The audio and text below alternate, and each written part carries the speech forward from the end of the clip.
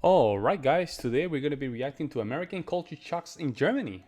Finally from Germany. Thank you so much for the support. This is a great video that has been recommended in my Discord.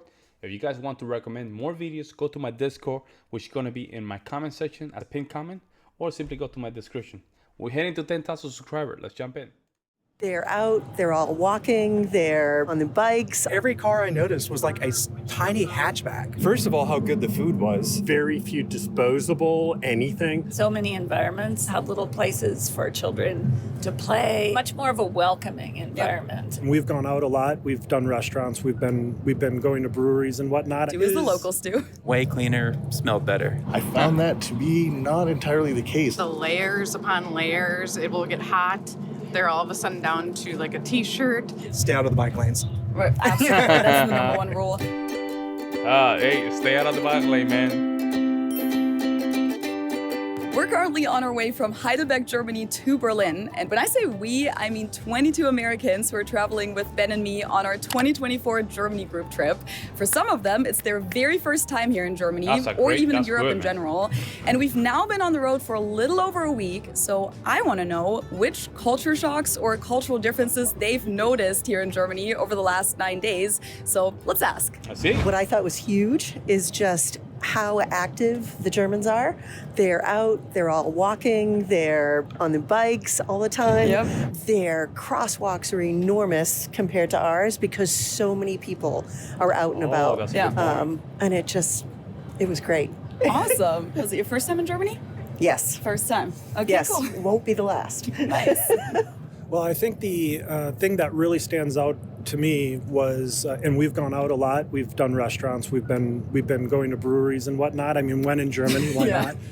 Do as the locals do. Is the ability to have conversations with people here in Germany. In the United States. So he's saying that he can have conversation with people when a lot of people are saying that Germans are not that open to have conversation. That's interesting, huh? If you go out, you're usually surrounded by loud music and loud TVs. But in Germany, it's all about conversation and being able to communicate with people, whether it's a smaller group, whether it's a larger group. So that really stood out to me in the best possible way because we've been in a nice group here and we've been able to bounce around from person to person, have good conversations. So yeah, I think Germany definitely lends itself to experiencing social life in a way where you can really connect with people because you can have conversations with them. A couple of things actually stood out to me. First is how many people ride bikes just as a regular mode of transport. Everyone does it, and it's really cool to see the fact that there are actual bike paths in the city that are intentional. That's very important, that regular people who walk cannot walk in. It's in for that purpose is really cool. Makes it a lot easier. And the second thing is you hear about German customer service not being as good as American customer service. I found that to be not entirely the case. Like everyone I talked to was supremely patient. Nice. When I was asking for the check or anything else, trying to struggle through German, they're all really nice and patient with me. Hey, shout out to Joshua, man. He's just doing what I've been thinking about is just go to Germany, experience the German culture, and try the German. Man, I had to give him some. I had to give it to him. He And they were accommodating if I had a request. I have to say it was really nice. Awesome, I'm glad to hear that. And the thing about people not being able to walk in the bike lanes, did you have the experience that like you got yelled at or? I had to move out of the way a couple times pretty quickly. I didn't get hit, thank goodness, but I did have to take evasive action. Really appreciated the way so many environments, like restaurants and stuff, have little places for children to play and to color, and it's kind of like much more of a welcoming environment. Even in the United States, we can bring our children to those environments, but there isn't like this welcoming, like we want children to be here. Yeah. I work at a college and I teach early childhood classes, and I talk a lot about how we are I say risk averse. Like we are so worried about our kids getting scrapes on their knees and on their elbows. And the attitude in Germany and many other European countries is that if you give children the risks, they will learn how to take those risks and be safe. So it's just a very different way of either overprotecting them so they don't get hurt or allowing them to learn how to keep themselves safe. And I like that side better. Yeah, I agree. And you filmed the playgrounds here in Germany, Yes. right? Yeah. Well, Mark did. My husband did, but yes. How are those different from American playgrounds? Well, for one, there's a lot of wood on the playgrounds, and of course, in America, we're worried about. That's very nice. I'm not gonna lie, that looks very nice. It looks beautiful. It looks very earthy. Kids getting splinters, so we take the wood off the playground. But they're, the structures are taller and higher. There are like rope type things that kids can walk in that they could slip their feet through and maybe get hurt. But I think they're all the appropriate challenges that, quite honestly, when I was young, I had by climbing in trees and doing all of those things out in the real world. The other one that I really noticed is that when it comes to disabilities, I noticed how difficult it is to get around. Absolutely. Yeah, like even for myself, finding bathrooms that if I was in a wheelchair, it would be really difficult. That's right. That Really has a lot to do difficult. with how historical Europe is, of course, and how buildings are built more up high with That is interesting. That is an interesting point that she's saying if you're disabled, you might have a little bit of challenges. I'm wondering what's the approach of Europeans when it comes down to that. and everything. Right. Absolutely. I actually, when I'm in the United States, when I went to Washington, D.C., noticed how difficult it is. I mean, they've made a lot of accommodations there, but it takes a lot when the buildings are older. There's a lot of catching up to do for sure. Yeah. The workmanship and the facilities and the construction materials really makes a great impression on me, particularly the windows, the doors, the plumbing fixtures.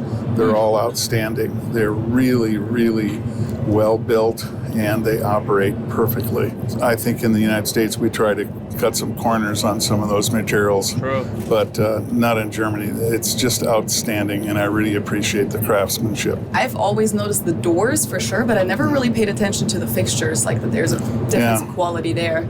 Yeah, we've seen similar ones in the Netherlands areas and so forth, but it's just very impressive to see the craftsmanship, the workmanship, and the attention to detail.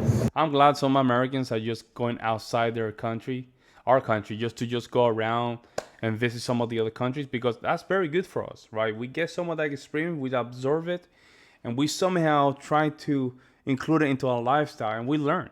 That's very good. In the different building materials. Yeah. And likewise, all of the buildings and so forth. Just very, very solid, very good. Man, First of all, how good the food was. In America, maybe Germany has a hey, Wisconsin. Poor Hey, Milwaukee, let's go. reputation for food, but it was actually delicious everywhere. Really? Everywhere we went, it was very tasty. The traditional German food was excellent, and then also just non-traditional food like Italian and some of the ramen we had was really good. Yeah. So everything that we ate was fantastic. One thing that did surprise me was in America, we also hear how much deference is paid to World War II and things that took place, and how much education is provided to the German citizens about everything that took place. So it surprised me when we were at the Nuremberg Trials Museum and a group of German teenagers came in and really were kind of loud and kind of noisy in sort of a sacred space. But I think that's also just kids can be kids, teens can be teens. That's sort of universal throughout the world. So, and I think after the guard reminded them to be quiet, they were very respectful after that. That's interesting. I remember the first time that we went to a concentration camp in 9th grade. Everyone's 15, 14 years old, right? And I think it's also almost like a coping mechanism a little bit, because everyone knows it's like really, really heavy. Yeah. But also you're on a school trip. Everyone's excited that they don't have to be in the classroom that day. So it's kind of like a balance act between the two. But I agree with remember her. we were there in 9th grade and we were kind of loud too, but that doesn't mean that it didn't affect us. Right. I think everyone kind of tried to play it cool a little bit too. I think it's a coping mechanism. I agree. Somehow the reason they wanna just be obnoxious is they're trying to protect themselves, right, from the emotional experience. Sure. I noticed how prepared Germans seem to be. Like the weather obviously changes here so much, but the layers upon layers, it will get hot. They're all of a sudden down to like a t-shirt. It starts pouring. They have their raincoat ready. So it's just like everything is just a little bit more prepared than I think we think about in the States. I absolutely agree about that, because whenever I go out with Ben, I'll be like, yeah, don't you want to bring something to wear later? It's going to get cold. We're going to take the bike. And he's like, no, I'll be fine. You know, I can wear the same outfit all day long, and I'll bring like a sweater. It's true. As an American, we are like that. We are like, hey man, it's going to be 38 degrees Fahrenheit. I don't worry about it. I'm okay with my 2 layers, and that's fine. I can walk. That's fine. But it's true. It's true. You should have the German approach and just be prepared. And a raincoat and an umbrella and sunglasses and sunscreen, because you never know what the weather is going to do. And we actually have a word for that too. In German, we call it Zwiebellook, onion look, because you dress up like an onion with lots of layers. Lots of layers. There you go. But to add to that, when we were in Heidelberg last night, it started to rain after our dinner. So I threw my poncho on. And as we walked back to the hotel, Shayna was behind me and she was noticing quite a few people laughing at me, chuckling a few points. So maybe the ponchos are looked as a little, you know. Maybe not such a stylish. Right, not so stylish. And it definitely was not stylish. A lot of Germans have very expensive functional wear. You know, the good raincoats. Yes. So you're saying you don't wear a garbage bag when I get that one. Exactly. A couple of things I noticed at first, honestly. You know, being tourists as we are, we went to a lot of tourist destinations. But I was actually surprised to see that a lot of the prices for souvenirs or just things that you need in daily life, umbrellas, as we needed many times on this trip. Typical German weather. But the prices were actually very reasonable. Even where, you know, normally as an American, those tourist destinations, I would expect them to be highly elevated, just inflated pricings. But I was very surprised to see that everything was very affordably priced. And then when we went to the grocery store this morning, again, I was expecting to pay $20, $25, and what I bought was about $9. Yep. I thought that was really cool. Very nice. I agree. Yeah. Well, actually, on that topic, Ben, behind the camera, gets a snow globe everywhere he goes. And I think the most expensive snow globe was when we went to Asheville in the US at Biltmore. And your snow globe was what, like $50? $50. How much do you pay here in Germany? $9 or €9 in this case. Yeah. Crazy, right? And this may be a European thing, I'm not sure or not. We were in Nuremberg, we were walking down the street one day, and I was looking at all the different cars. They have a lot of different models here that we don't have in the United States. But every car I noticed was like a tiny hatchback, which we don't have many of. I'm from the South, Alabama, and you know, what you're going to see there are large pickup trucks. The South is just all about big Fords and Chevrolets. Jeeps. SUVs, large Suburbans, you know, large cars. But everything I saw, I was like hatchback, and I thought that was very interesting. Very true. I think that is a European thing. I couldn't believe it. I was like, and again, a lot of models I'm not used to. And then the last thing I really noticed, honestly, was it was a little difficult to find drip coffee. Or filtered coffee. Filtered coffee. I would go in and be like, hey, do you just have black coffee? And they were like, no. Do you know a cappuccino? Or I was like, it's been great. Wonderful experience. Learned a lot. And then just like Joshua said, stay out of the bike lanes. Absolutely. That's the number one rule. What stood out was the quality of the food. It was fresh food wherever you went. It didn't matter if you were in a restaurant or if you were at the local store that would be equivalent to CVS. There was fresh food, and it was everything. Local store, CVS. Damn, really? That's your local store, CVS? Damn, all right. Was available, cheeses, meats, and fruits and vegetables, and the quality was fantastic. And quality beer too. I just thought that the taste and how pure and clean it was, the beer was really good. Do you have a favorite beer? Of all the beers. So we went to Rothenburg and knew some friends of friends there. And so they had Turmhaus, which I guess was just a little tiny thing in Rothenburg that was my favorite. And the transportation, being able to get around by train and being able to travel and go here and there, and the amount of people that were biking and just the conversation in the streets. You'd see people conversing casually and just having a great time. So yeah, it was a great experience. I don't think Cincinnati has a lot of that transportation just because of the amount of hills. Makes it really hard for people to bike and get around and that kind of stuff. But you know, how many times? Come on, man. Really? I think that's a cope. You're coping, man. We had to stop loading the bus today because all of the people riding the bikes going by. Absolutely. The fact that they don't have very few disposable anything, like no disposable forks and disposable, plates and all of that kind of stuff. And I mean, at one time growing up, they had all bottles had deposits on them, and they've gone back to that. Like Michigan still does that, but since it's just easier for people to just throw stuff away, so the use and not throw. I have my theory on that. Why is it very important to just teach your citizens the importance of being organized? Because I think, in my theory, it does help to have a better society in the long run, because that means they can follow instruction. They, in a small way, they can think about the consequences of not following orders. But that's just my theory.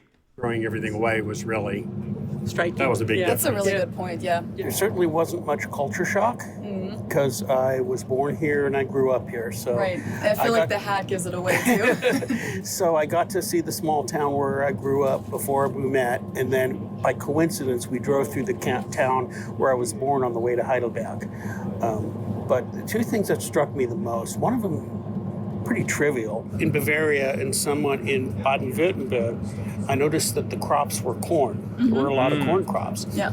That wasn't a thing when I was growing up. Interesting. And the second thing, even though I knew it abstractly before I came here, but seeing how active outdoors Germans in particular, but Europeans in general are. That really struck me is when the weather was nice, and especially on a weekend, everybody was out on a bicycle, they're hiking, they're riding their bikes. That's nice. Okay, Scott, I know that you were on my last Germany trip too, so it's not your first time in this country, but what's something that stood out to you, whether it was last time or this time here in Germany? I like the trams and the trains in the cities. You can get around very easily, very inexpensively. And I like the old architecture and the old cities. We just don't have anything like that in the U.S. Once I recovered from the jet lag, just walking down the street, how there's just a lot more people out walking. I noticed there was a lot more fruit stands and that sort of thing out and about. Of course, it's summertime Way right now. cleaner. Too. Oh yeah. Smelled better. Yeah. I think that was probably the first things that I noticed. Even though I'm a rule follower and I kind of like how people here follow rules, sometimes they do so to a ridiculous degree. Yeah. Like standing at a red light until it turns green, which could be a while. Yeah. Even if no cars are coming for a long, long ways. And they get angry at you if you break the rules, and they really want you to know that they're angry about it. Did you have that experience? Yes, someone honked at me when I accidentally crossed when the light for bicycles had turned red. Wow. Just like a second before, and he was like, no, you will follow the rules. Oh my God. That's scary, The bro. first I'm time not I gonna was lie, here, that's I scary. think the biggest surprise to me is I'm not gonna lie. That's kind of scary. It's kind of scary.